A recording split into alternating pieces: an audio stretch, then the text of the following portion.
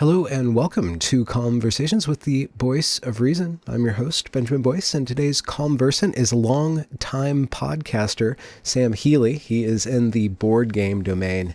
And in this conversation, we talk about his history in board games over the last 20 years or so. Recently, Sam ran afoul of the prevailing left-wing or progressive worldview in the board game content creation space. And we get into that a little bit, but we mostly focus on board games and his take on this really niche hobby. Keep on making these videos. Not a lot of people tune in because it is such a niche hobby. But anyways, you can find Sam's work linked in the description as well as links to support this channel. Without further ado, here is Sam Healey.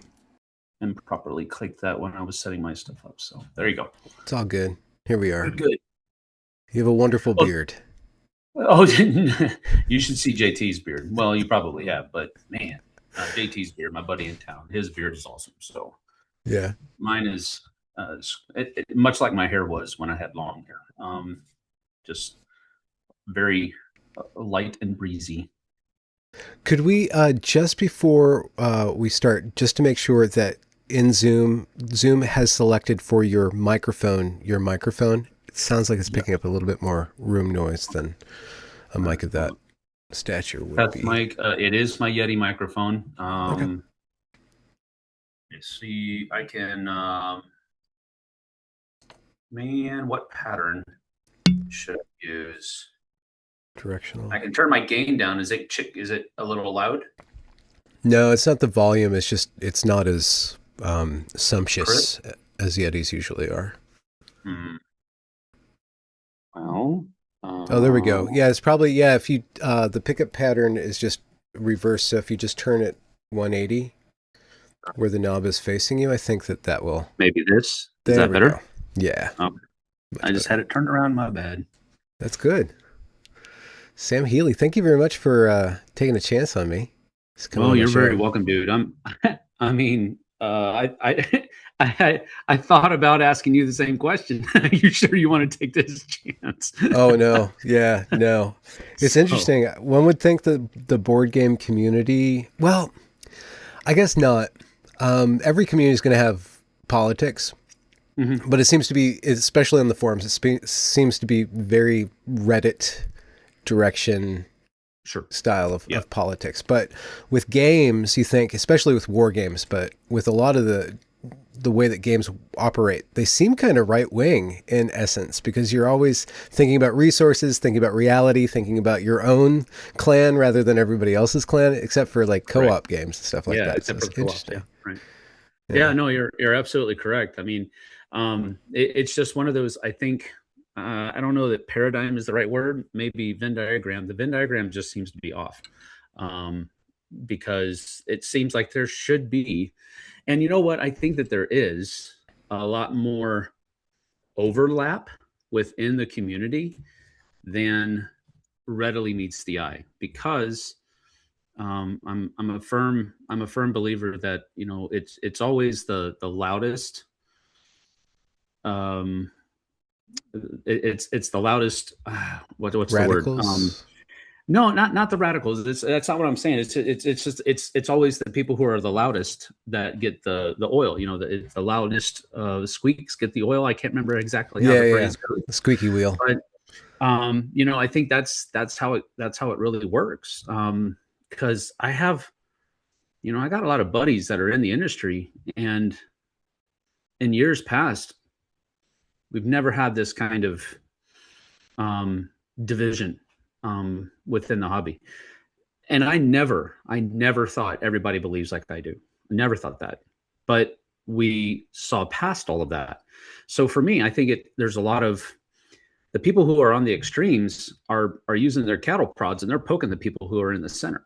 You know, no matter what side of the line you're on, it's the people on the extremes that are using their cattle prods on the people in the center, and that's what's making the divide seem so big. Yeah. But you know, and the labels mean a lot. What do you mean? If you can, it goes back to debate class. If you can control the definitions, you can control the debate. Yeah. And unfortunately, I think a lot of people that are centrist and maybe leaning right, have just allowed the definition war to blaze unchecked. Yeah. And so, because we've allowed that to happen, now we're having to defend ourselves in many cases against redefinitions of words and common sense, really, to make common sense be vilified. And Yeah. I don't know how we're going to come back off of that, but Hmm. that's what kind of has to happen. We have to let the people that are behind us, well, we have to make the people that are behind us stop poking us or stop reacting to those pokes. And Yeah. you know, yeah, Well, how and go from there. how did you get into the industry? When did you start and Oh how? boy. The industry, well, the first time I really kind of stepped into the industry per se was when I started um, uh, being an um, an occasional participant of the original Dice Tower podcast, way back when it was Joe Stedman and Tom Basil. They were doing it out of the sound um, uh, booth at our church in Korea. They were using the computers and the sound equipment at our church in Korea to start recording the podcasts. And I would hang around every once in a while just to listen in. And then a couple of times, I think, if I'm remembering things correctly, a couple of times they asked me to take part. And then when Joe stepped out, because he was moving back to the States, um, he Tom asked me to take his place. And there was a little bit of overlap there, a few episodes. And then around episode 50 of the Dice Tower podcast, I was the co-host, and that lasted for about 100 episodes until about Wow. 150. And then after that, I left Korea, and he asked Eric Summerer to take over after that. I'm sorry, Um, Korea? yeah.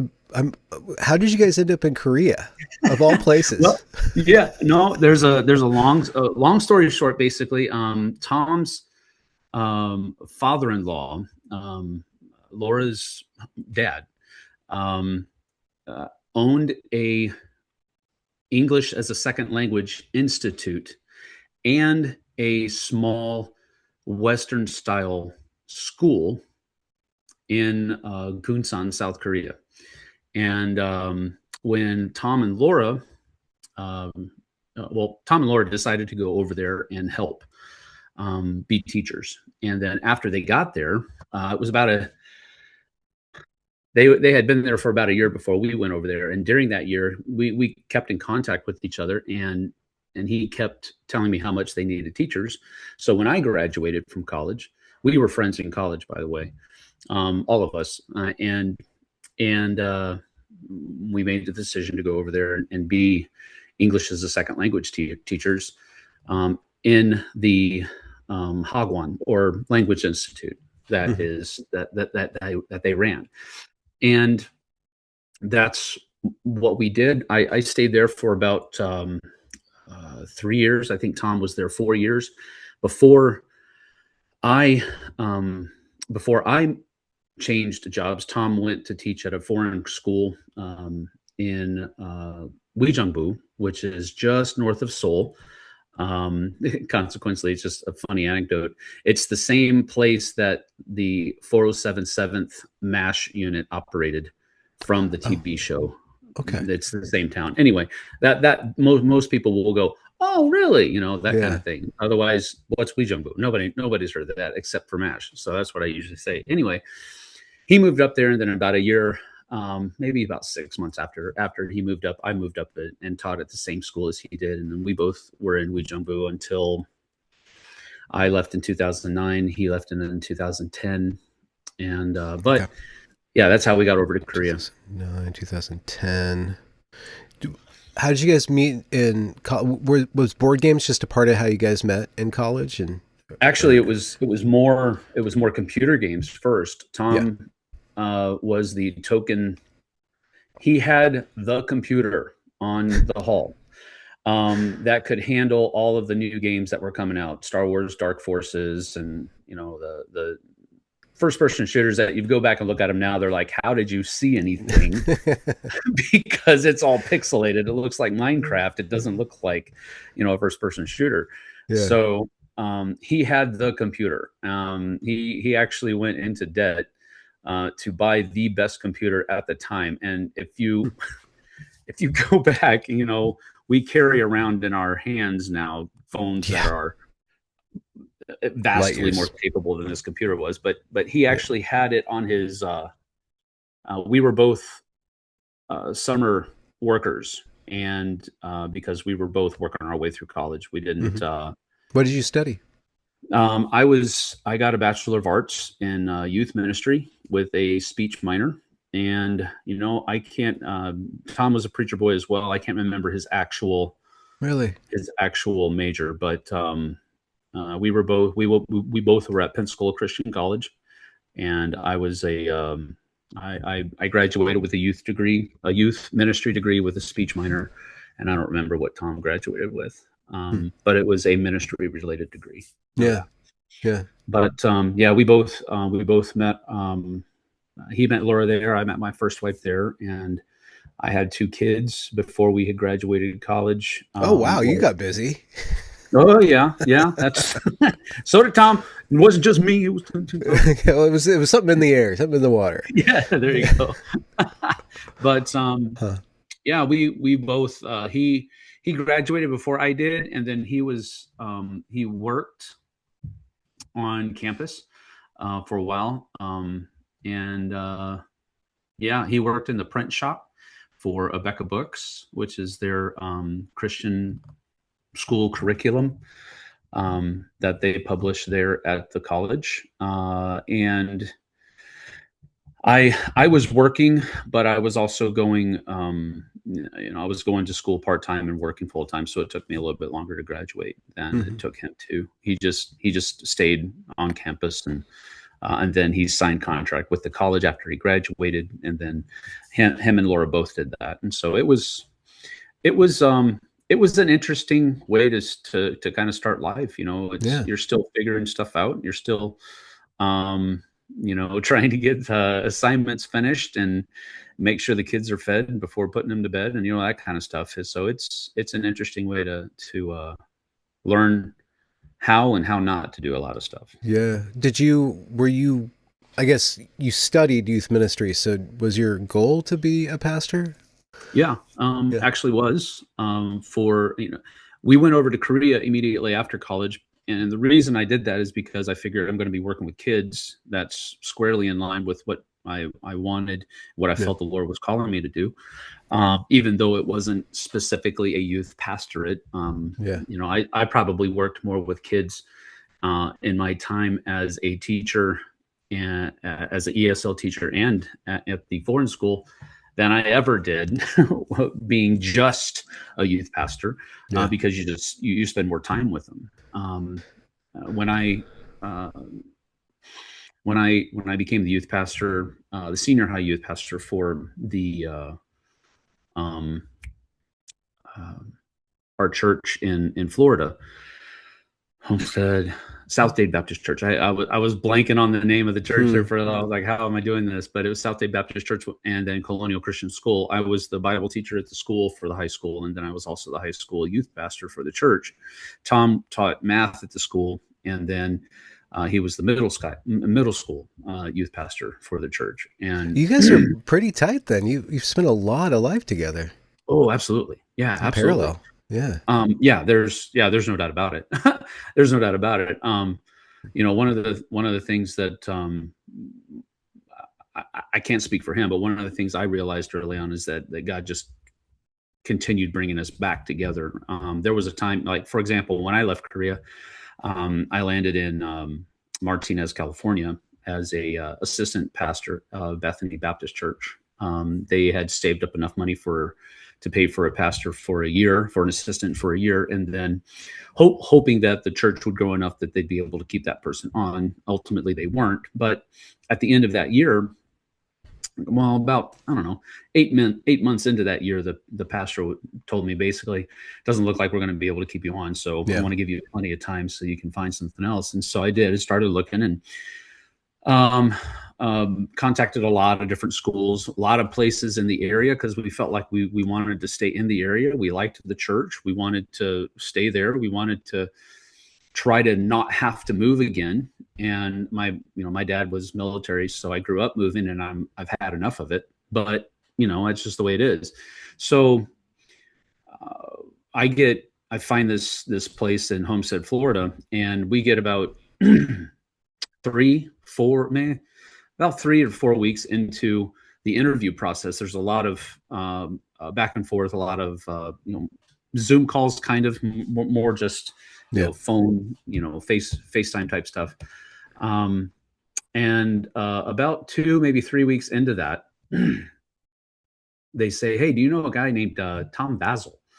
And I was like, "Yeah." And he's like, "Yeah, we're thinking about hiring him to be our math teacher. What do you think about that?" And I was like, "He's a good guy." And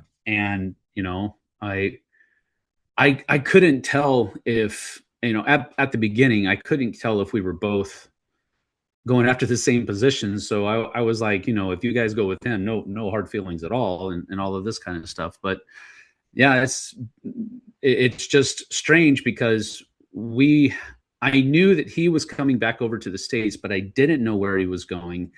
And so it's just, of all the places, we were both applying to the same 300 student podunk little Christian school at the bottom of the country.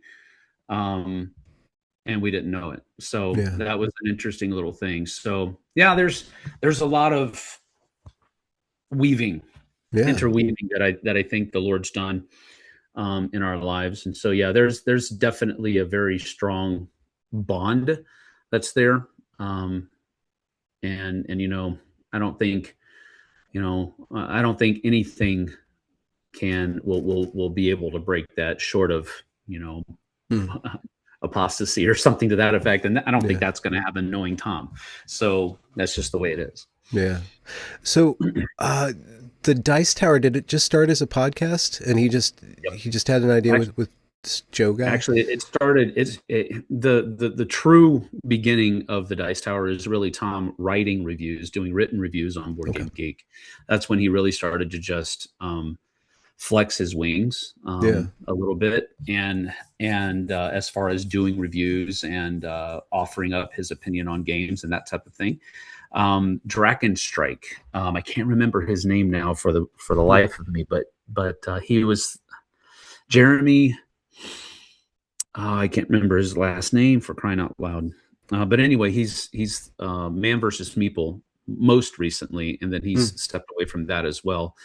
Him and Tom were pretty much the only ones that were really doing written reviews on a constant basis. And then almost at about the same time, they both started doing reviews at the same time too. So for the longest time, and then Scott Nichols was in there as well, or Scott Nicholson, sorry, was in there as well, doing reviews, and they Tom and Scott collaborated a lot in the early days as well. So really the beginning of the Dice Tower, I think, dates more purely back to those written reviews and those few video reviews that he started doing on his own.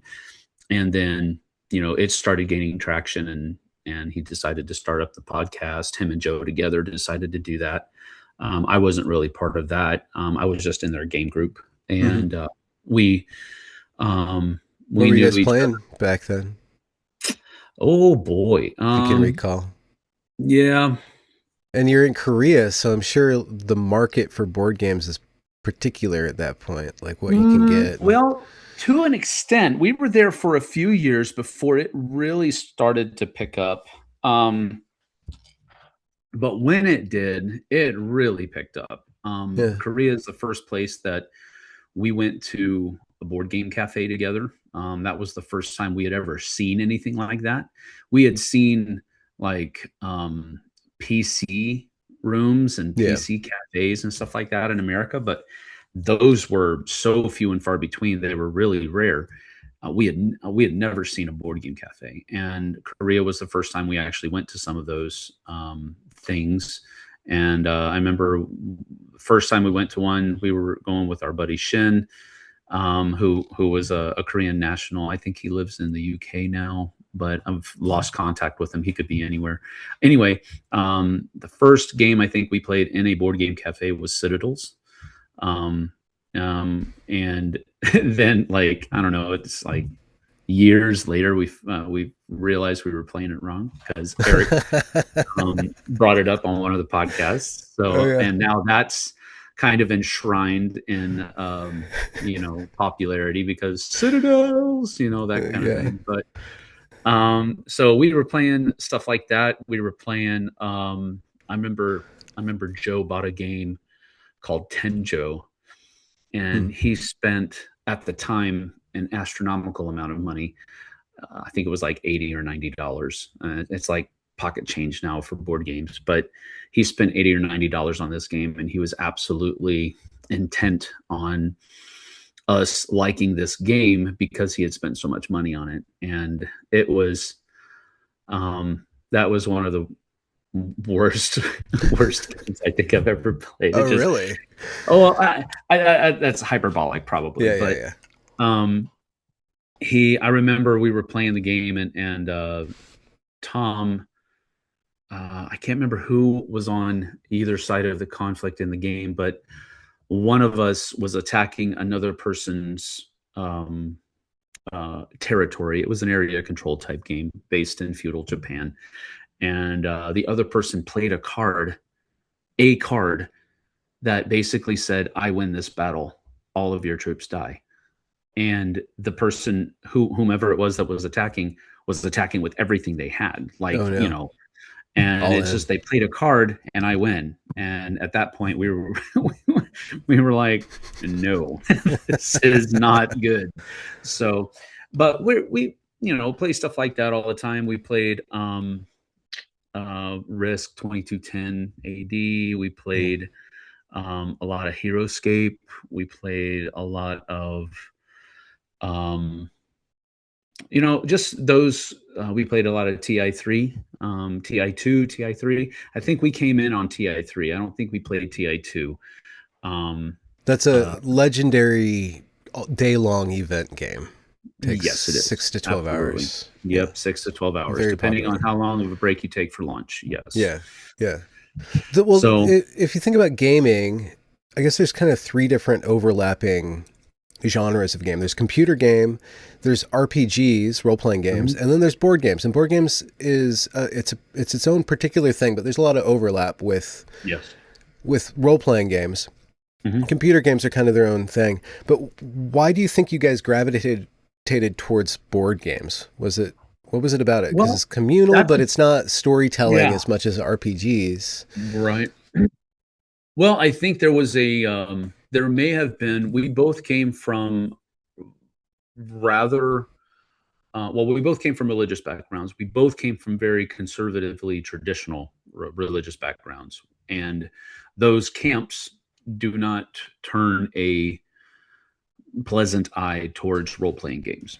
Oh, I think yeah, we can that look back at history yeah, and see the outcry yeah. of so there Fantasizing yourself as now a creature. yeah Even though now that, Tolkien, who founded that whole genre of yeah imagination, is incredibly Christian, but yes the things that work out within his yes genre. absolutely and that now it's not that I played role playing games in high school pretty regularly. We had cyberpunk campaigns going. We had regular, I don't know what edition it was, but we had regular D&D campaigns going. We had Palladium's Heroes Incorporated, I think, campaigns going at some time. I remember working for a company called Telecom, and we did calls, cold calling for the Mississippi State Troopers Association and the Benevolent Order of Police, that kind of stuff. And we would stop working on a Friday night, and the boss, the manager, the office manager, would get out all of this Palladium Heroes stuff, and we would role play until I had to be at school the next Monday. That was in high school. So it's not that I didn't enjoy playing role playing games. It's just that with the group that we were, where we were at, Pensacola Christian College, and the friends that we had there, role playing wasn't really part of the equation. So I think that's probably part of it. It wasn't a variable, Card games were huge, and computer games were huge. They were playing the online, I can't remember the name of the game now, but it was a fantasy online game where you had your own character. You could create your own party with all of your buddies that were like EverQuest or something. Houses. Huh? EverQuest, perhaps? Maybe. Again, I don't remember the name. It was something online. That was actually part of the title, but they were doing that, and I wasn't really part of it. I wasn't really into it because I wasn't ever really that great at computer games. I enjoyed them, but I enjoyed the ones that were more kind of sandboxy and single player, where I get on online games and everybody's better than me because everybody spends more time playing it than I did. So I was like, this isn't fun. So I wasn't really part of that. But board games was something where we had to come together. We couldn't just do it from our own secluded, computer rooms across the town. We had to come together to play the board games. And I think that was just kind of what fleshed out to be more conducive to us being in a community together than anything else. Yeah. So I think that probably has the most to do with it, with all of those other reasonings kind of providing their own weight in their own various ways. Yeah, you have to be really present. I mean, that's kind of the consumerist aspect of the industry, because you get these shiny objects and then you get to show them off and share them, and there's a toy factor. Right. But it's basically you're coming together. You have to carve out time and make it really intentional to leave the comfort of your home and go and schedule something with other people. And so it is absolutely. It really creates the opportunity for the bonds that you've been. Yeah, there's a camaraderie that just flourishes if it's allowed to, So that's I think more to do with why we gravitated towards board games than anything else, because we were already in life together. As far as our families were friends with each other, not just me and him being friends, and our my wife at the time and his wife were friends, and our kids were friends, and there was just that thing there, that it was easier for us to get together as families and play board games than it was for just me and him to get together online and play a video game together. So So 2009, 2010 is when the podcast starts. Is that about right? No.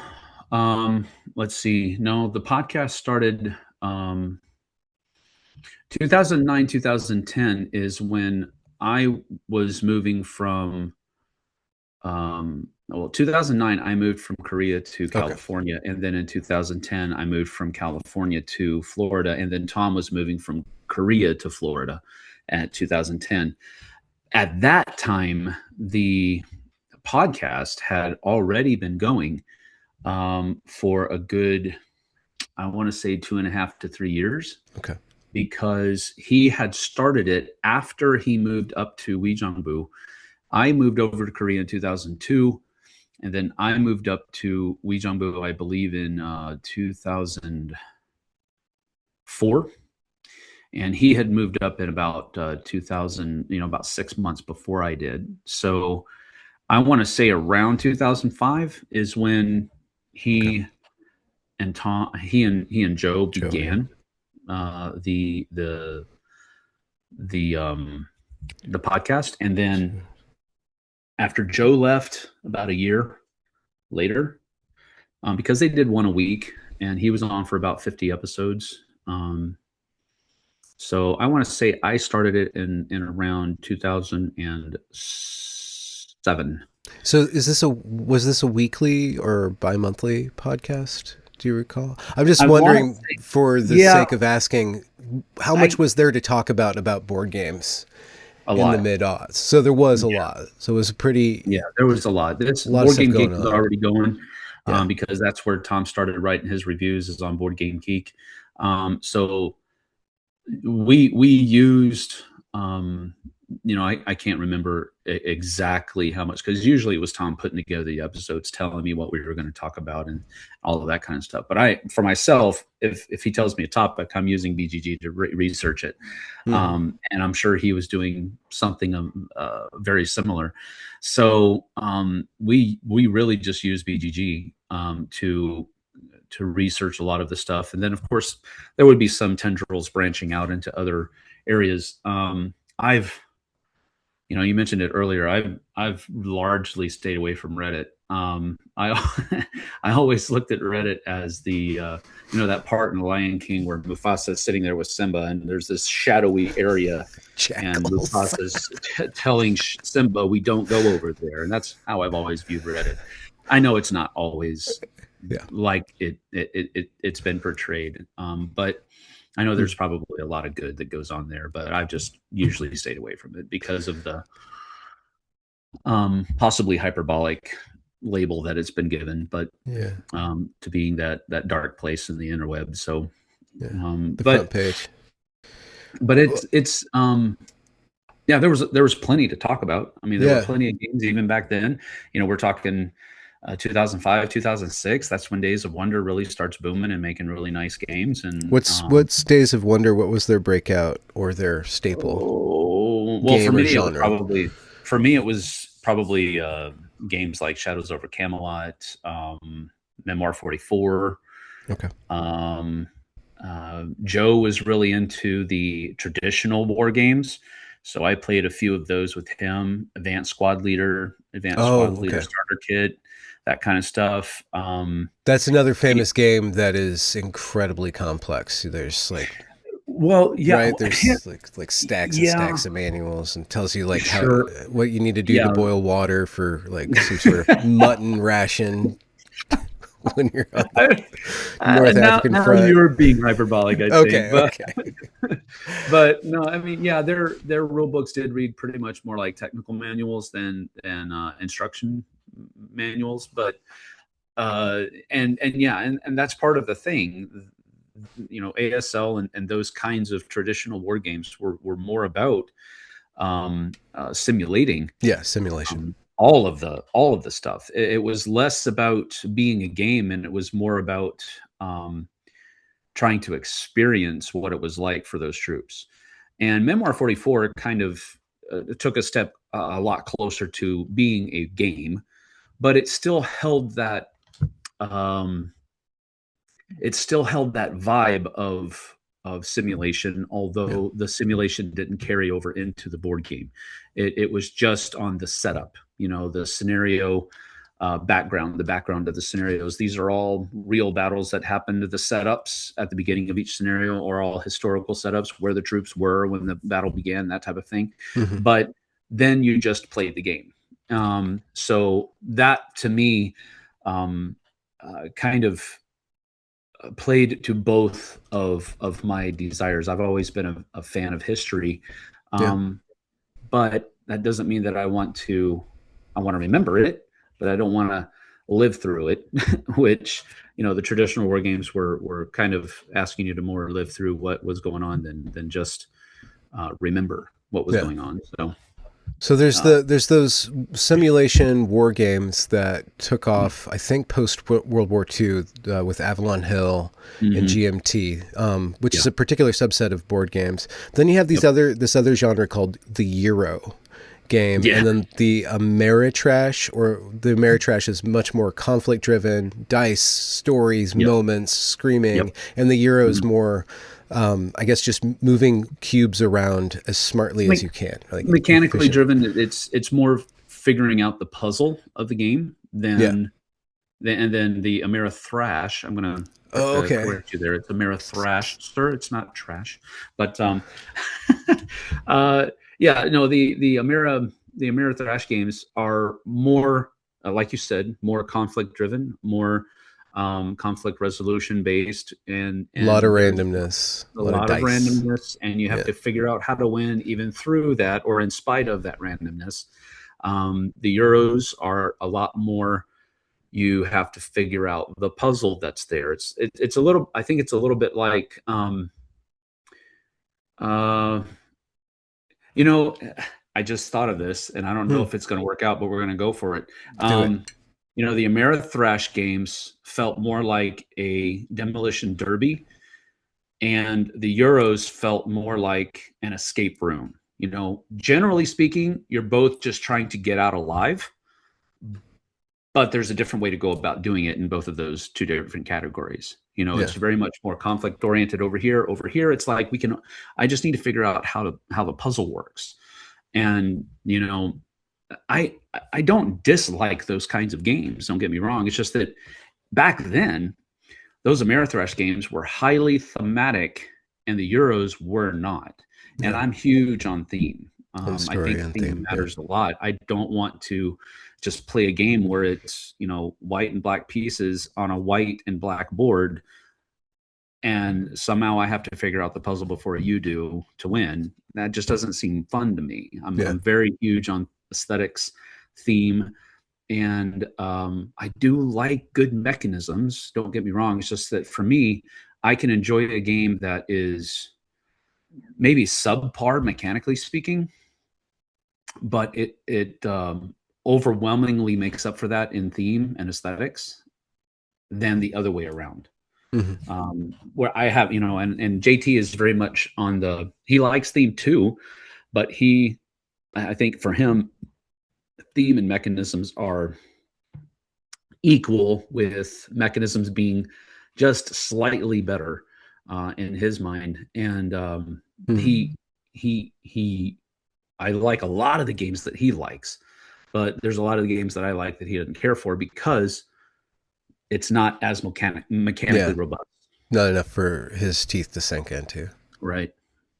Well, so if we're talking just historically, and you are plugged into this industry, it's already thriving more or less at that Mm-hmm. point. But right now, it's this huge. It's just ton, and it's gone through a Whoa. lot of different trends. And there's the crowdfunding aspect of it, and Mm-hmm. there's all these different directions it's going. I just curious your experience, the perspective of the history of the last 20 years of board games. Oh boy. Um, And how far I you explore that space and figure out just what's not for uh, you, or yeah. even if you do have some sort of input into the industry for being around so long, you can nudge it this way or that way, or at least Mm-hmm. turn people on to different things that would be overlooked because you have a voice. And Hmm. Well, I guess on a like a surface or a top level, I I've experienced kind of both sides of that crowdfunding bubble. From and what I mean by both sides is I mean from like a consumer's level and from um, producers, a publishers or publishers, producers yeah. or even though I wasn't the one publishing the game, I've only been a community manager for a company, and unfortunately, Hmm. I was working remotely for that company, and being not being in the same office Hmm. as neither my immediate supervisor or anybody else in the company really left a lot of blind spots for me, if I can put it Hmm. that way. I have the utmost confidence in in my immediate supervisor, the marketing director, and a lot of other people in the company. And I was great friends with the people who ran the company. And you know, hindsight's always 2020, right? And you look back, and it's like, man, if I'd have just known what was going on and how everything was happening and all that kind of stuff, decisions would have been much easier to make. Hmm. But as it was, being left in the dark for a lot of that stuff, I got to see basically how not to do crowdfunding, Okay. and unfortunately, I got to be a part of how not to do Oh crowdfunding. yeah. And I hate that because Hmm. I've always been someone who wanted to be very much, what you see is what you get. I don't try to hide. I try to be transparent. I don't try to hide anything. I don't try to do anything like that. And so when I was working for that company in a community manager setting, I was very much okay. What do I need to tell these our customers? What's the next step? And I was translating what I knew to be truth. And Hmm. And it didn't unfortunately, turn out to I, be true. And it seems like some of it, a lot of it wasn't truth. And that's gotta hurt to have your own reputation. it is, and I'm coming to the realization now that there's not really much I can do about regaining that, because the people who gave that company, you know, hundreds, millions of dollars, um, me being the face of that company for them, that's my fault, and there's Yeah. nothing I can do about that, even though it wasn't my fault. People that have spoken out about it, they've kind of said that, you still should have known. And I'm like, well, how am I supposed to know? I don't see the books. I don't see what they're spending money on. I don't see what I see none of that. I see only what they're telling me. Yeah. And it's And really they're hard at that they're point. using your reputation to promote. Well, to an extent, I Yeah. don't want to cast too much Yeah. um I don't want to cast too much shadow on them, because they helped me out in a number of different ways in a very difficult time in my life. And um, I knew them before I came to work for them, and they were always great friends. They were always friendly. They were always very nice. I just, you know, Were you involved? Have you been involved in the development of a board game, or do you know enough to kind of just lay out like the basic how a game gets made? well, I've never been part of the development team for a game. So I'll answer that question with that. No, I've never been part of the development team. Now they would come and they would say, "Hey, these are the changes that we've made to it." And I've been play tester for companies often, and I kind of feel like whether I'm part of a company, but as a reviewer, I'm also kind of a play tester of the final product. But Hmm. I've never been on a team for a company that was a playtesting team or a design development team or anything like that.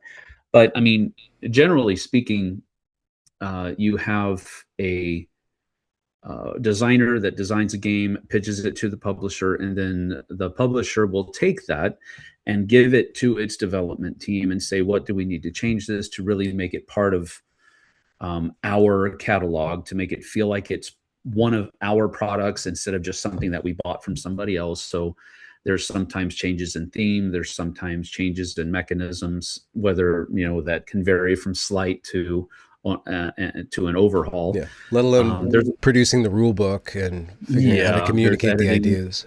Yep, editing, how to write a rule book. and Hmm. and often, it's you would think that the designer of the game would be the best person to write the rule book. That's, in my estimation, it's rarely the case, because usually the person who designed the game takes a lot of stuff for granted as they're explaining how to play the game.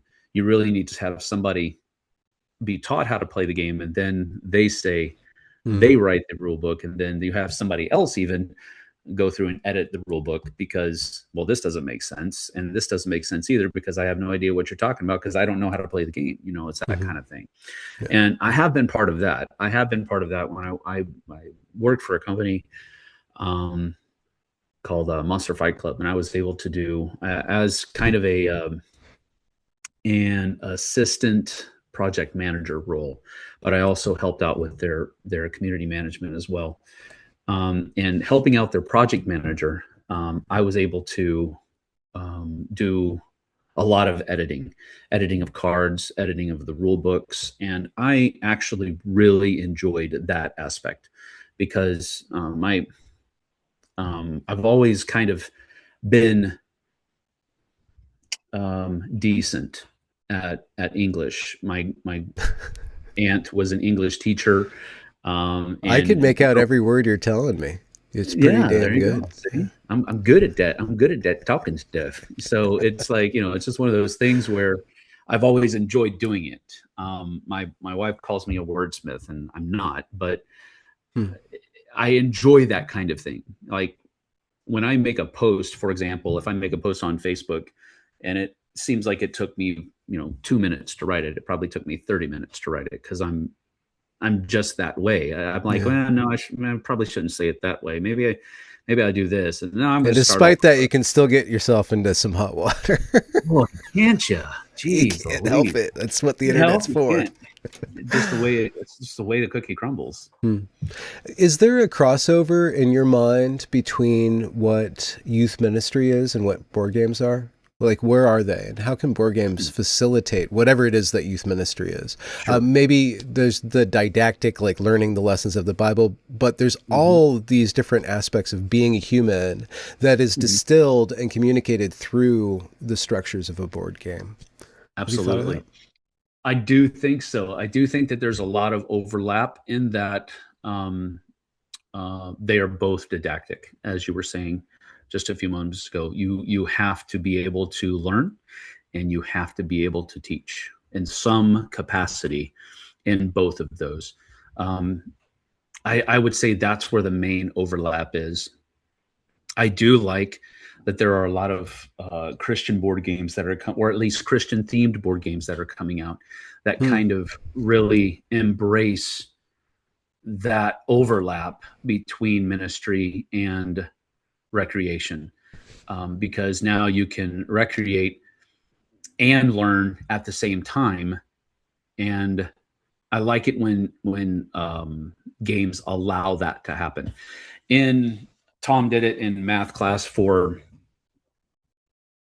the statistics sections of his courses. He used a lot of board games to teach statistics. Mm-hmm. I used them. I not only taught Bible, I also taught U.S. history. So we also used games like Battle Cry and Memoir 44 to, and I know that other friends of mine who have taught history have used um, similar games to teach those different periods of history. Mm-hmm. Have class projects and something like that. Everybody, this group of people is this team, and they're controlling this player, and so forth and so on. And you play through the game and make the decisions that you would have to make in those situations. But Hmm. I I think there's can a different. I Go could ahead. see a version of Pandemic where you're Nero and you're trying Yeah. to put out the Christians. Yes. Yeah. They Well, keep that's on true. spreading. Well, that's actually commissioned. One of my favorite games is kind of that. There's What's it a called? it's called Commissioned. Yeah. It's the company is oh gosh, I'm horrible with names. Kara Games. They are no longer in operation, but Hmm. that is it's pretty much a pandemic style game, but you are trying to uh, proliferate the church rather than stamp it out.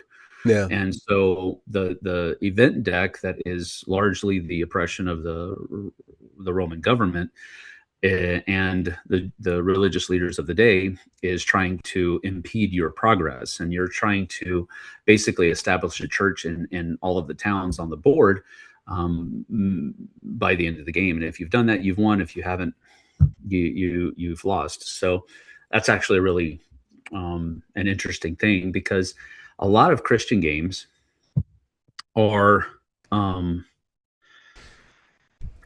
are using mechanisms that have been tried and true, at least in today's day and age, and it makes them feel more modern. Whereas, a few years ago, maybe as early as just maybe 10 years ago, if you found a Christian board game, it was largely, Bible trivia or Yeah. Bibleopoly or something innocuous like that. And it was really just more of a chance for you to flex your knowledge muscles about whatever that was. Hmm. Now you have games like Ezra and Nehemiah, which Old Testament, It's about understandably building so. the temple, or a Yeah, about one building of the the, temple, rebuilding the yeah. walls of Jerusalem.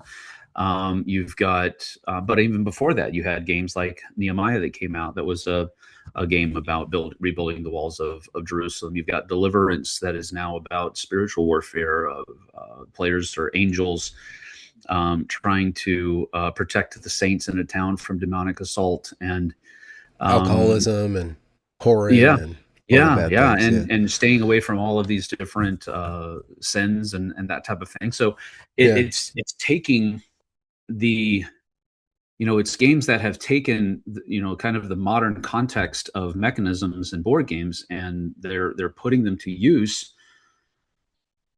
in a way that kind of fleshes out a lot of these different things that are found in scripture, and I like it when games do that.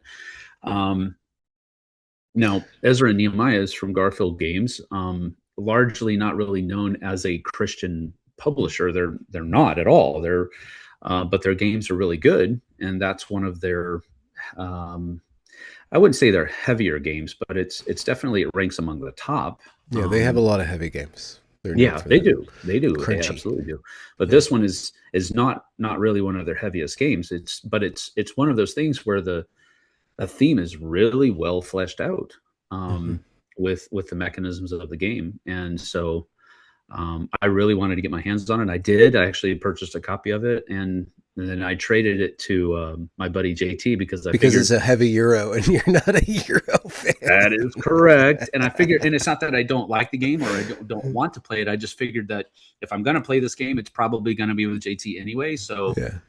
I'll trade it to him. I think I traded it to him for Middle Ages from Studio H, because that's much more my family's weight of game.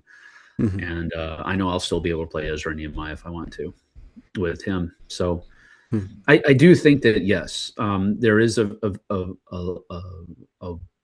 a very good cross section of time that you can spend in both board games and ministry.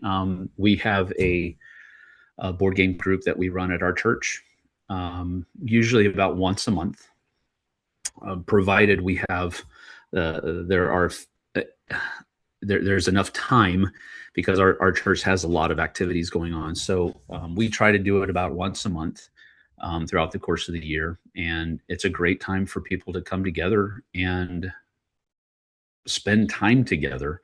And it's face time, it's not screen time. Hmm. And that's one of the biggest things that we like doing it. This week we actually have two board game events back to back. We have one at a local coffee shop here in town that is more kind of open to the community, and then we have one at our church, which is also open to the community. Anybody can come. You don't have to be a member of the church or anything like that. But so it's we like fostering community, Hmm. and that's what we really enjoy. My wife is a hostess by gift. She really does know how to, and enjoys putting on gatherings, and so she really leans into it. She loves being a hostess, and she's just starting to get to a point where she feels comfortable teaching some of the games, most of the games that we bring. So she's really having a good time with it, and I enjoy it as well. So Hmm. Well, why are you a Christian of all the things you could be in the world? hmm, that's that's an interesting. I mean, honestly, again, I try to be transparent. I think one of the reasons is because I grew up in the church. My mom was a Christian. My dad was Christian. My grandparents were Christians. So I grew up around that. Now, I am also of the belief that God does not have any grandchildren. He only has children. You have to Hmm. make your own choice in order to become a Christian. And the answer to your question, why am I a Christian when you can be so many other things, is because I saw my sin through God's eyes, and I Hmm. saw how I am without Christ. And I saw how Christ paid the price, and he was the only one that could have paid the price for my sin. And I'm eternally thankful for that. And so I, why am I a Christian? I kind of, I kind of go to the spot where how can I not be a Christian? Um, because he has done so much for me. Um, how can I not, in thanks and in praise, accept the payment that he paid for me? Um, Hmm. so that I guess I hope that makes sense, Yeah. because that's that's the only way I can come to it. And I struggle sometimes with because I think with that Christian upbringing comes a lot of traditional conservative values that I hold very dear. And sometimes I have trouble separating the two because I've grown up with both of them being intact. So I sometimes have to take a step back and say, okay, well, what is this a belief that I have based on what Hmm. the First Bible says? principles. Yeah. Yeah. Or is this a belief that I have just because I grew up in a conservative environment? So I have to ask myself that on a constant basis. And the journey that I'm on right now is seeking to try to answer that question in a more, not a more palatable way, because it doesn't matter what you say, some people are not going to be able to ingest it. They're just going to reject it. So it's not that I'm trying to be more palatable. I'm just coming to the point where I don't feel like I can be quiet in certain areas anymore, Hmm. because I think we've gotten to the point where being quiet has dug our hole deeper, and everybody else's holes around us deeper. It hasn't helped at all. And so, What is one issue that you can't be quiet about, or you feel compelled to speak about? well, there's a huge push now about love. We talked about it earlier a little bit, where there is, if you control the definitions, you control the argument. And I think love has been redefined, to mean something that I don't believe it originally meant when the Bible Hmm. says God is love. Hmm. Um, That seems kind of like a civilizationally essential concept, yeah. especially for the West. Yes. Well, Like I if think it's. you, I mean, especially now for the West, yeah, because we're really at a boiling point, right? It's a philosophical boiling point, to an extent, but I think it also is, when it continues to boil, it's going to start bubbling over into, okay, this isn't philosophical anymore. This is becoming um, civilizational, as you put it, because it's going to affect, and in some cases, it really has already begun to affect how we treat other people, not just what we believe, but how we treat other people. And for me, that's a problem, and it comes back to, I love my kid, for example. And again, this is, people are probably not going to like the example because they usually don't. But the example was, my son's learning how to drive right now, and we pulled up to a stoplight on the way to school the other day, and he was about to take his free right because he saw this big old school bus that was in the turning lane and making a right hand turn. And he said, "Okay, well, that school bus is turning. I have the ability to go." But he didn't realize that the bus was in a turning lane. The lane that he was about to turn into was in a lane next to that turning lane, and there was a SUV going about 35 miles an hour behind the bus that he didn't see, but I did. Mm-hmm. And I said, stop. I was rather animated Yeah. because we were about to get into an accident. And, and, and it seems like today's definition of love, if I used that to affect my actions, if I used today's definition of love, I would have sat back in my chair and allowed him to get into that accident because he was living his life. He was making his His own truth. decision. Yeah. He was making, based on, he was doing the best he could, and I completely disagree with that. Because I love my son, his side of the car would have been the one that got hit, by the way. Because I love my son, I had to say something. I had to step in and stop what was about to happen, because him getting into a car accident, I guess from my estimation, would not have been the best thing for it to happen to him that day. And so I needed to, because I love him, I had to step up and say something about it. I couldn't just affirm the mistakes he was making and allow him to make them. Now, if I say something and he still continues to make those mistakes, that doesn't mean I don't love him any less.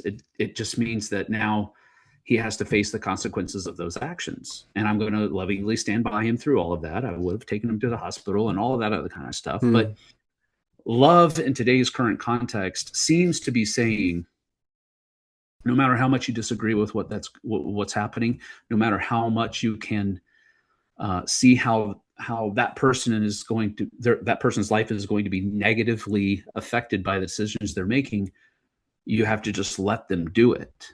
And largely that's correct. You can't force people to believe the way you do. And that's not something that I'm about either. But not saying something is not love, in my opinion. I can't remember which one it is. I think it's from Penn and Teller, the taller. I think his name is Penn. Anyway, Penn and Teller, he has a video that circulated a long time ago, as a matter of fact, and it's referenced every once in a while now, where he's a staunch atheist. Oh yeah, and Reddit tier atheist, if I may be so bold, a Reddit tier atheist.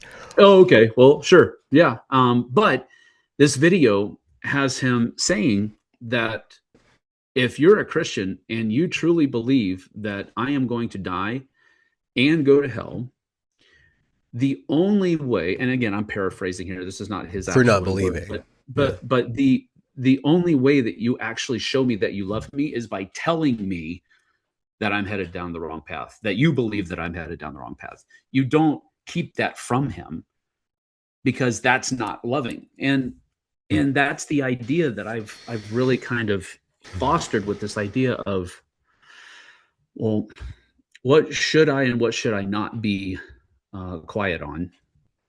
And I just think anything that comes anywhere close to this idea of personal responsibility, because that's what the gospel really boils down to. God provided a way. Well, first of all, God created man with free will. Man got himself into trouble by sinning. God provides a way for that sin to be atoned for by sending his son, Jesus Christ, to die on a cross for the world's sins. And the only way that you can accept that is by accepting his work that he did on the cross for your sins. I just want to interject, just because I thought of it now. Christ didn't erase the consequences of the fall in Eden. Perhaps the spiritual consequences of sin, but man still has to work and woman still has to give labor. And the consequences of that loss of innocence are still there. So that's absolutely true. One of the things that I see Christians who are being honest with the way the world is headed, at least our country is headed, is trying to figure out the difference between Christ as like a preschool teacher, kindergarten teacher, everything's great, we're going to lay in the lawn and love each other, and Christ the King, Christ who has authority and power and shapes the world and directs what can and cannot happen. Yeah. And and I think that's pivotal right now for the rediscovery of the Christian core of our nation, and specifically the masculine patriarchal core. So I see something of that is what you're working out with. The cheap way of saying it is like harsh love or something like that, but like sure. But actually having principles and risking and standing up for them, and then having dialogue around that with people. To me, I think there seems to be a vein of people that think that one cannot be true if the other one is true. If Christ is that preschool teacher, then he also cannot be king. And if he is the king, he cannot be the preschool teacher. And I don't see that as being truth. I think that both can be true at the same time. I mean, if you look at Christ's life, there were more than a few times where Jesus's disciples had to tell the kids to, hey, back off. And Jesus was like, no, no, and think about that for a second. I was talking to a buddy of mine at church just the other day about this. Kids don't want to be around the stoic, generally speaking. I've found that if you have a stoic in the room, the kids are usually not gravitating around them. They're gravitating around the person that's the fun person, the loving person, the person who is exuberant, reaching out to them and saying, "Hey, buddy, what's up? Hey, give me a high five." That kind of stuff. They're not gravitating around the stoic who is sitting in the back of the room with his arm, with his back to the corner so that he can keep his eyes on everything all of the time. That's not who kids gravitate around. But often in scripture, we see kids gravitating around Christ. So he was pretty much like, I think about my wife all the time, and I have to be careful with that, I guess. But kids gravitate around my wife because she's a preschool teacher. And there's just something innate in how she exists that kids go, I'm safe around her. And that's how Christ was. That's how I need to be. Which is hard because I look like a biker that wants to beat the crap out of somebody. But I'm usually not. I'm that person that wants to fist bump you and then tell you a dad joke, Yeah. But kids just naturally gravitate around my wife because she has that vibe, if I can use that word. And Christ had that same vibe, but at the same time, he was 100% that. He was 100% God incarnate, and he is 100% Jesus, King Jesus. Even when he was in his subservient form, he's still King Jesus. And I think I have to get to the point where I can be both. John Lovell wrote a book called the Warrior Poet Way, and the way he put it is, I have to be strong for my family, but I have to be gentle with my family. And that's kind of the crux of the Warrior Poet Way. You're a warrior, yes, but you're also a poet at the same time. And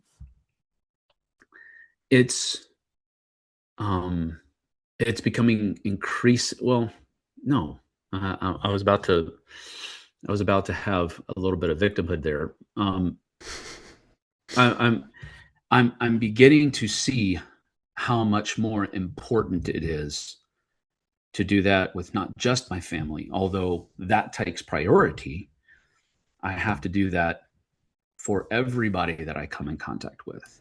The whole idea of being a warrior and a poet is not just about my family. It's a way of life. Jesus was a warrior and he was a poet.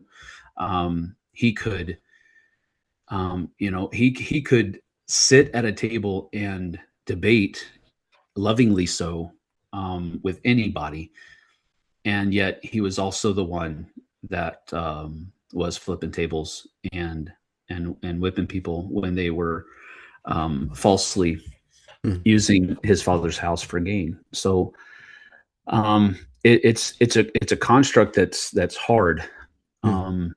to embody. I picture And Jesus walking into your church on game night and just whipping you guys. Get that TI-4 out of my house. I'm kidding. I'm sure you would. if we were gambling over it, maybe. Oh, Yeah, okay. Yeah. Right. I Yeah. could see Yeah. that. Yeah, I could Yeah. see that. But no,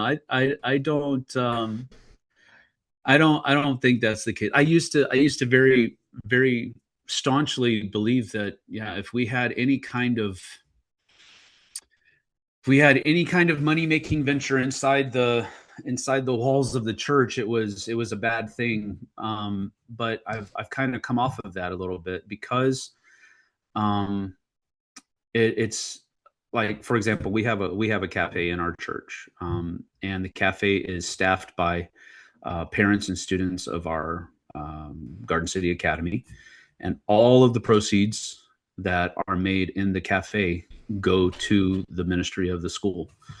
Um, we Everything is used for the furtherance of the kingdom. Nothing is used as a Hmm. capitalistic endeavor, um, if Oh, you want to put it that capitalism is way. just kind of reality, but Sure. Yeah, it's absolutely. reality. Absolutely. Yeah. And it's just one of those things where, there's a right way and a wrong way to do it. And um, Hmm. it's hard to quantify it sometimes, but when you see it, you know it, what the wrong way is. Hmm. And when you see it, you know it, what the right way is. And I think our church is um, leveraging a lot of its abilities for the furtherance of God's kingdom here in the valley, and I'm very much on board for all of it. There was this tweet that I saw yesterday. I was looking for it, but I can't find it. But Mm. it's a dialogue. Somebody comes up to Jesus.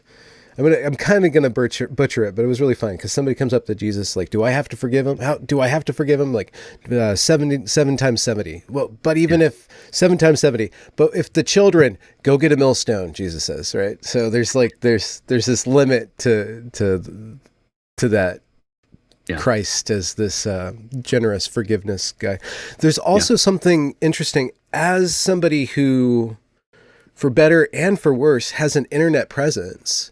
Hmm. This world of reputation, of profile, Mm. is it can simulate relationship, and it does. There's this concept called the parasocial relationship Hmm. where you're broadcasting yourself and people feel close to you, but you're not close to Yes, them because it's you're broadcasting yourself. But right. because it's so quick and there's comments and you get to meet people Yeah. in real life, there's this collapsing and expanding of the human relationship. Hmm. And so to broadcast or to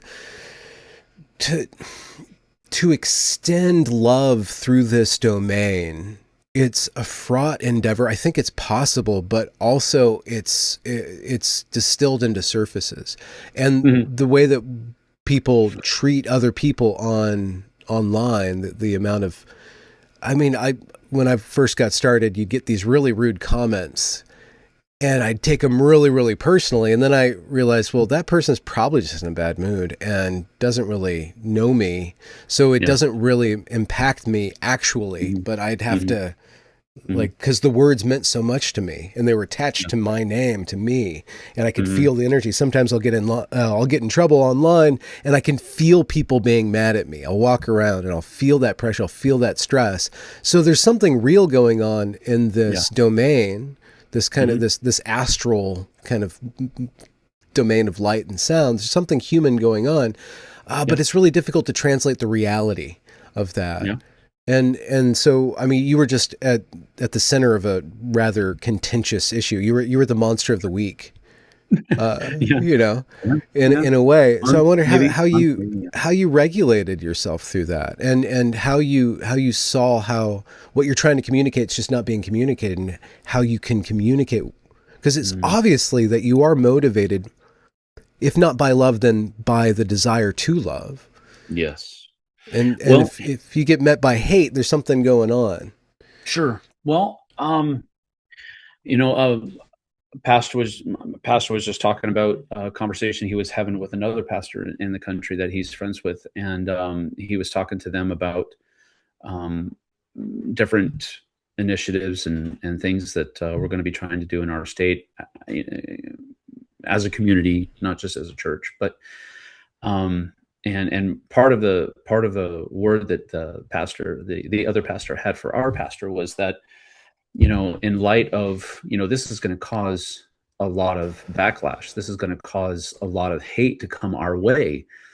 And the other pastor said, now we're starting to get cooking, Hmm. because um, it, when, darkness hates the light. And so when you start shining light into the darkness, it's going to come after you. Men love darkness rather than light, the scriptures tell us. So it's the idea that if I am, Jesus told his disciples that they're going to hate you because they hated me first.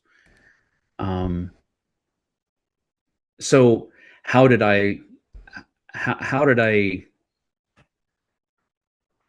live with all of that stuff that was coming back from me? Honestly, my wife is helping me through a lot of it, because I want to talk to people. That's my initial thing. If somebody comes back and says, "Hey, you're a clown. You're doing this, you're doing that. I can't believe that you say." I want to engage. I want to talk. I want to try to explain how they have a wrong view of Mhm. who I am. And my wife is like, you don't need to do that with them, because they really don't care about you. You're just another person on the other side of, and this is not how she actually put it, but it's kind of how I took it. You're just another person on the other side of the conflict. You're a faceless entity, even though I'm not. And so how do I deal with some of that stuff? Honestly, I'm not too good at dealing with it. I read some comments, and I get, I go to not Hmm. necessarily a dark place, but I definitely go to a shadowy place. You know what I mean? And it sometimes takes me a day or two to get out of that place, and usually it's my wife pulling me out of it. Um, Honestly, how do I deal with that stuff? I read it, because I try to read everything. I don't want to Hmm. just put my head in the ground and say everything's peachy, when it isn't. But here lately, I've really been trying to be more deliberate about starting off my day in God's word. and and I'm not talking about just checking off a box.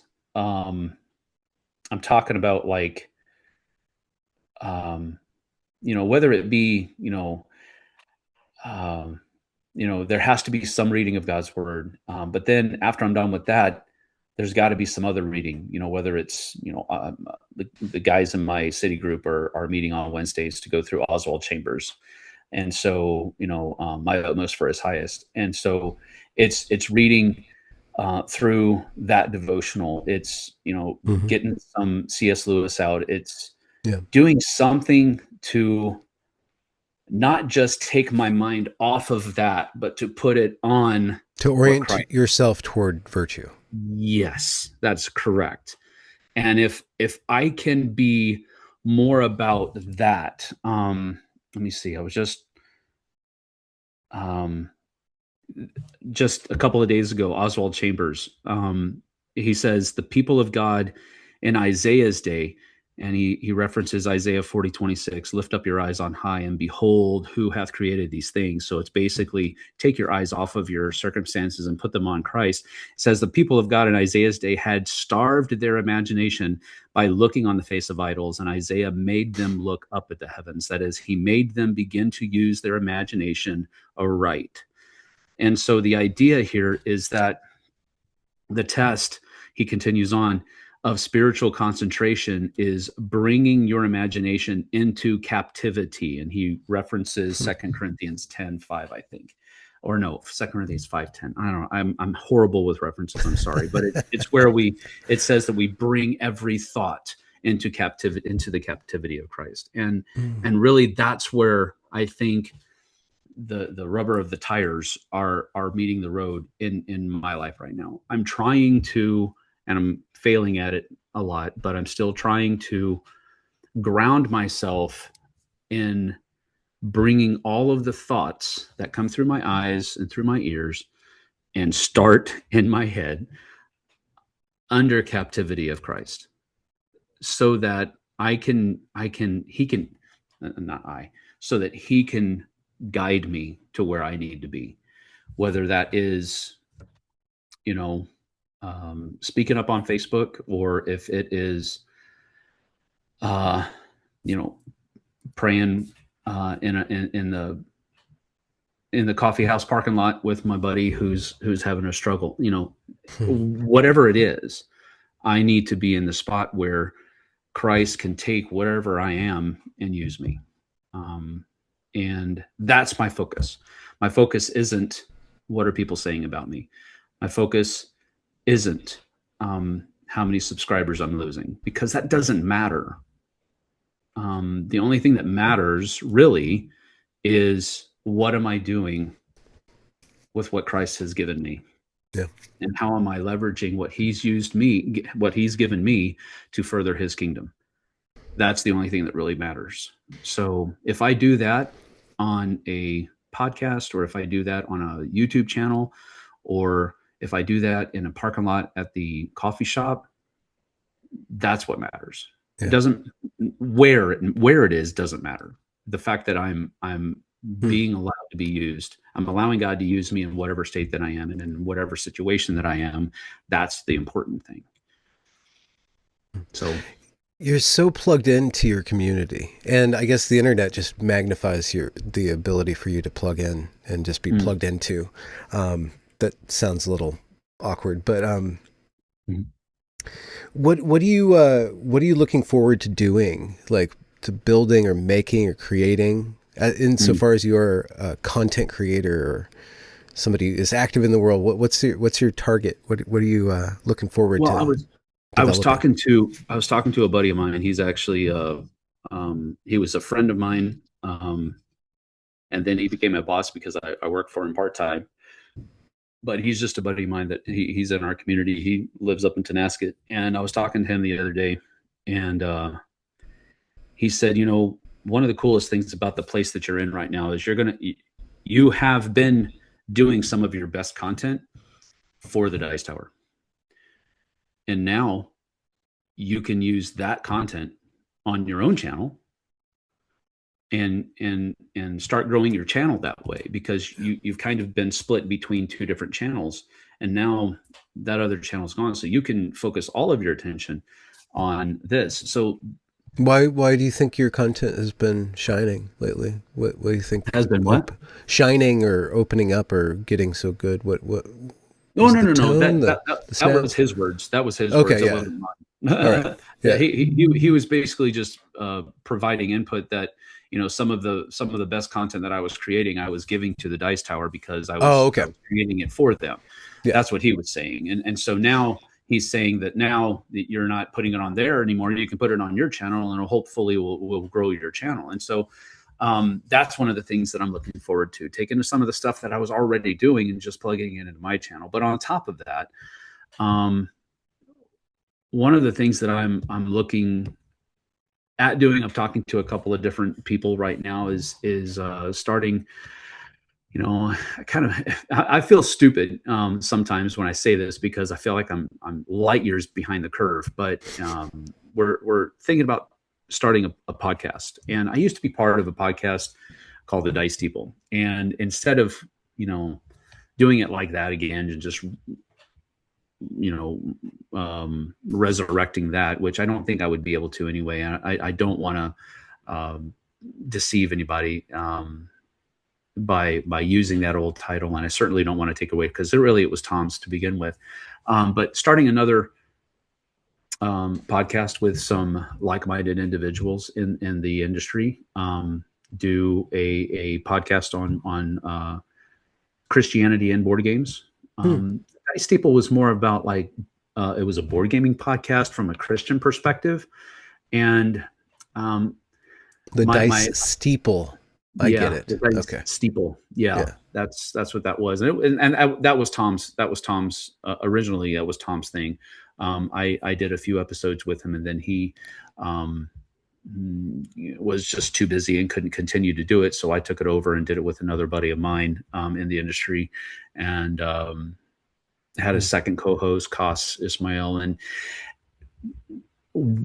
things happened in both of our lives that we couldn't continue doing it. So it kind of just fell off the radar. And then Tom thought about bringing it back, but I don't know that he has. And so that's something that I want to step into because the people that I've been talking to have been saying that it's something that's not lacking, but it is something that isn't done enough Yeah. um, There's an opportunity. in our industry. So that's something I'm looking forward to. I'm looking Well, there's a for. feedback loop when you do that because you by taking that tact on the board game industry, you'll show publishers that there is that audience there. You'll be developing the audience and then also showing that the audience is there, and then also kind of prodding a higher Mhm, quality in developing things in that mhm. direction. Because the problem with modern Christian art can be like, we're going to do death metal, but for Jesus, it's just kind of just throwing the theme on top of something, Sure. whether or not it works or not, or kind of making slop in the vein of a Christianity. But there's Sure. actually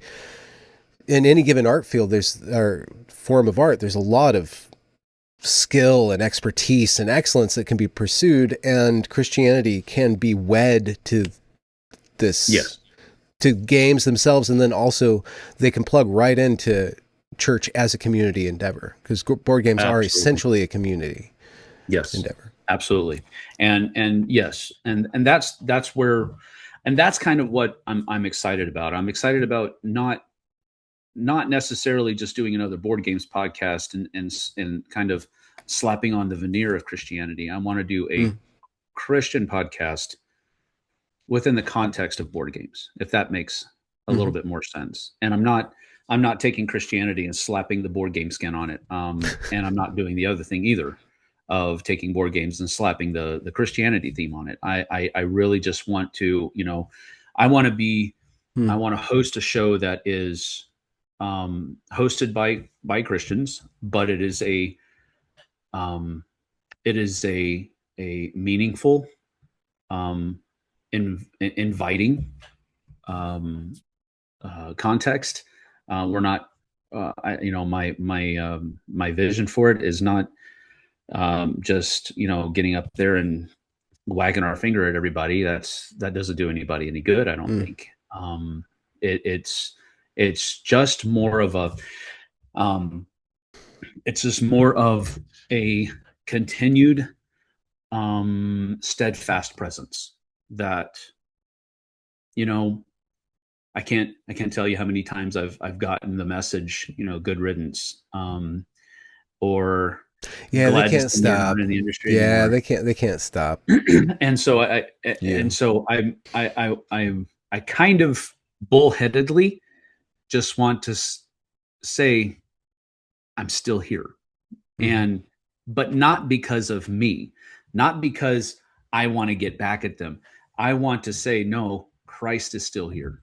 You can't get him out of this industry, because as long as I'm alive, I'm going to be here, and I want to stand up for Christ. I don't want um um you know the it's kind of a stupid anecdote, but I'm full of those.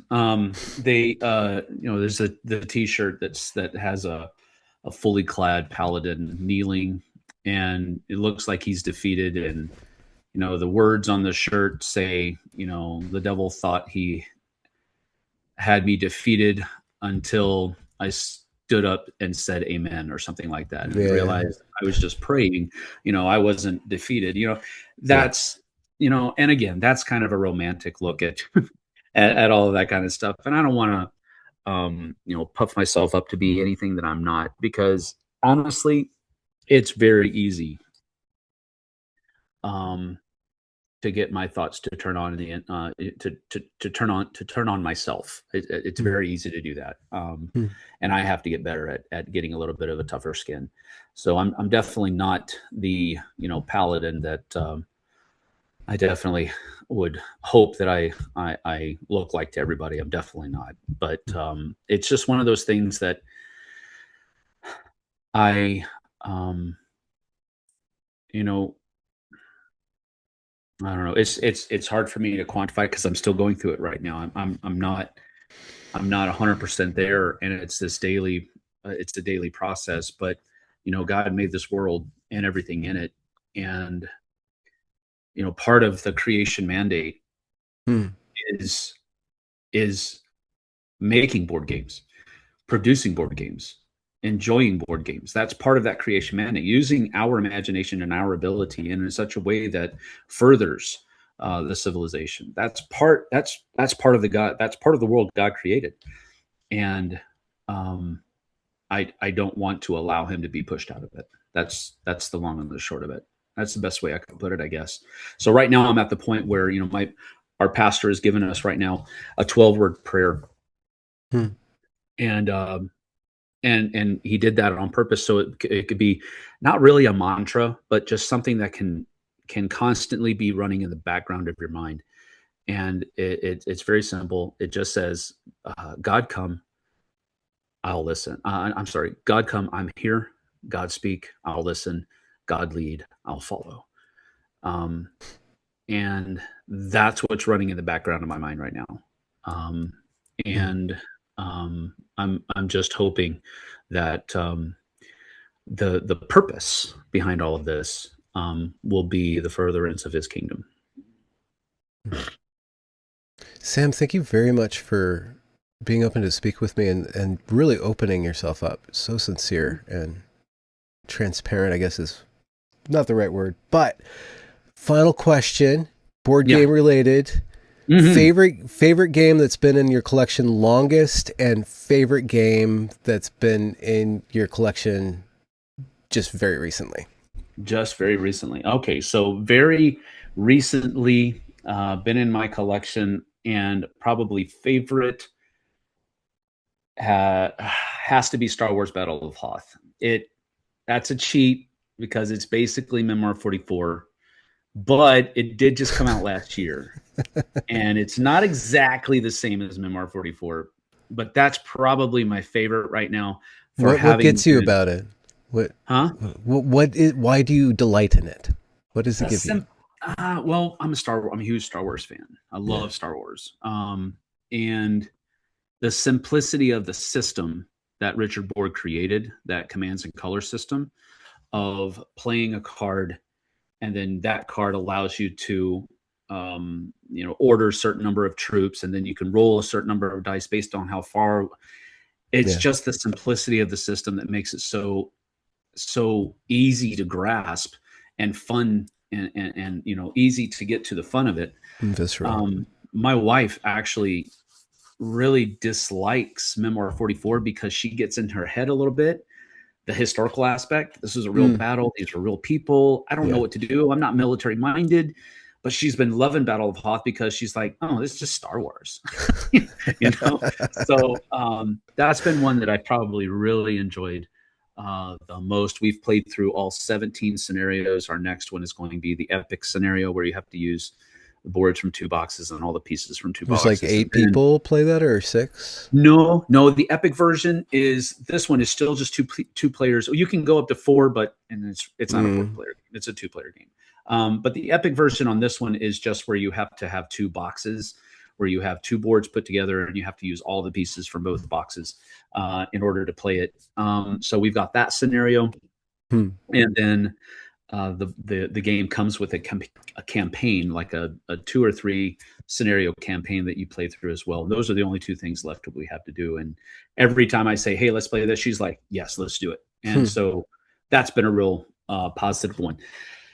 As far as the one that's been in my collection the longest, um, good night. I would probably have to say that I enjoy the most is probably going to be something like Small World or something else from Days of Wonder, because Hmm. Days of Wonder was really, we kind of referenced this earlier. Days of Wonder was really kind of the first game that I was like, whoa, these are cool, Hmm. because it came with the good inserts. Even back in the day, it came with really neat pieces.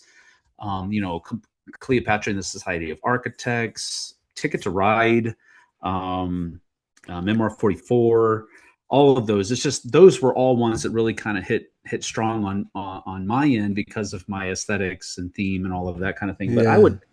I think Small World is probably the one that I've enjoyed the most, and it's been in my collection the longest. Because just one of those things where all of the expansions just give you more playability. I don't like all of the expansions that they came, because they started to get a little weird Hmm. with They're the pushing the river design and all space of the, a little far. the design. They did some stuff that just didn't seem intuitive to me for that design space, but whatever. I just didn't get that stuff.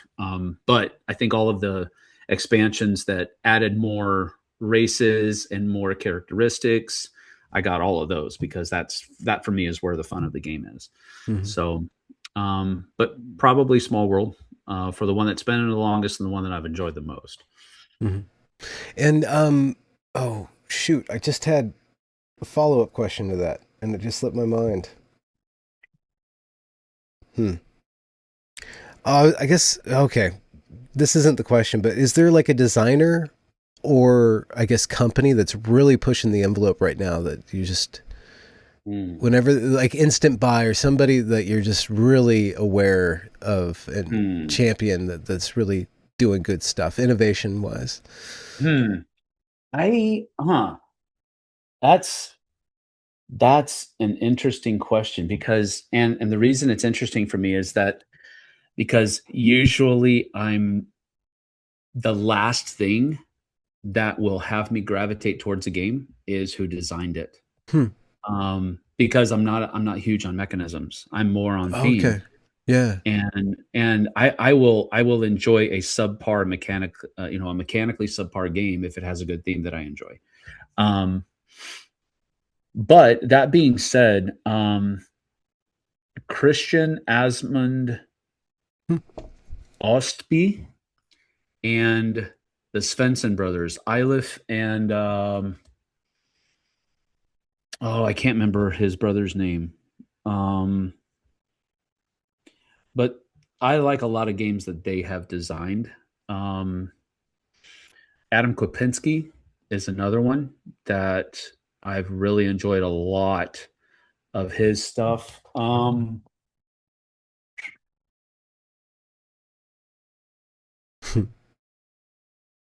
But I'm trying to think. I just it's hard for me because I usually don't. Lukas Wozniak, there we go. Lukas Wozniak is another one that I've really enjoyed a lot of his games. I don't know that I would call them cutting edge, but Yeah. they're all good stuff. Awaken Realms, anything that Awaken Realms does right now is just they're printing gold, not just money. They're printing gold. Uh, my buddy just got his tricked out version of Puerto Rico. Hmm. it's it's Beautiful.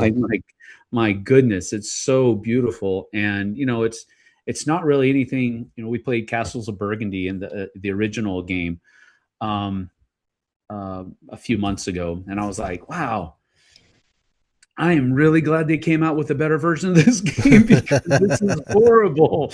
It's so ugly, it's so hard because the tokens were so small. And the new version of Castles of Burgundy that Awakened Realms came out with, it was just like it's the difference between night and day. Yeah, they're very gorgeous productions. Yeah. Yeah. So I would say, as far as from a aesthetics components Hmm. point of view, Awakened Realms is just knocking it out of the park. But those other designers that I mentioned are ones that I've really Always enjoyed serve in you the up something enjoyable. Yep. Bruno Cathala is an OG for me as well. Serge Leggett. Um, Do you know any of these guys? Have you met them in person? I've met Bruno Cathala multiple times. Me and Z Garcia from the Dice Tower, when we were both working there, we would go to a lot of different conventions, and he's a huge Bruno Cathala fan as well. So he was always trying to gravitate around anything Bruno was doing, and I enjoyed the stuff too. So I would go with him. Um, so got to meet him. Got to meet. I mean, Richard. We talked about Memoir 44. Richard Borg is a great person. He's a great dude. Very pleasant to be around. You know. Um, uh, yeah. I've had the opportunity to meet a lot of people in the industry, a lot of designers, and those That's another guys. cool aspect of it. Yep. That there's all these conventions, and then the creators are always mixing among the Yes. consumers. Absolutely. Yep. It is. Um, Vintage trade is actually it's really strange. Artwork and Vincent's artwork specifically will draw me to a game faster than almost anything else because I just like his artwork so much. What has he done? Well, most recently, Luthier. I'm sorry, Luthier. Yeah. Luthier. Let's see. The artwork for the Lord of the Rings Duel for Middle Earth is That's one really that he's pretty. done recently. Trying to. Now I'm drawing a blank. If you hadn't asked me, I would have told you. But New York 1901 from Blue Orange Games. Heat, Pedal to the Metal. That's Vincent Dutrait's artwork. All of that kind of stuff. It's just, I love his style, and that'll probably draw me in before anything else. Now, it could be that it'll draw me in, and I'm like, "Ooh, look at that! It's so pretty." And I'll look at that, "Ooh, that looks boring." Yeah, just not a good game, but it looks good because of his artwork. Yeah. Well, thank you again, Sam, and I hope the best for you. I'll link to your show down in the description, or your shows, but could you tell them to the audience where they can find you, what they're going to find when they get there? Well, you can follow me or friend me on Facebook, which is just my name, and then we also have the flip side of Board Games, which is my personal channel on YouTube. And then I also have a presence on X, and I also have a presence on IG. And I believe both of those, it's at Sam Healey 74, or just at Sam Healey. I can't remember exactly what it is, but generally, if you put my name in there, it should pop up. That's what I usually use for my handle in most of my social media. Gotta have consistent branding, man. Absolutely.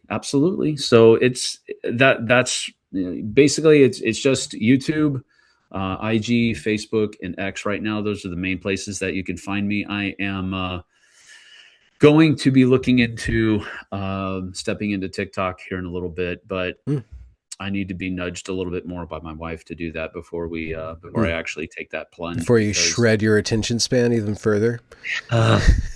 Man, let me tell you. I'm not a short form content creator.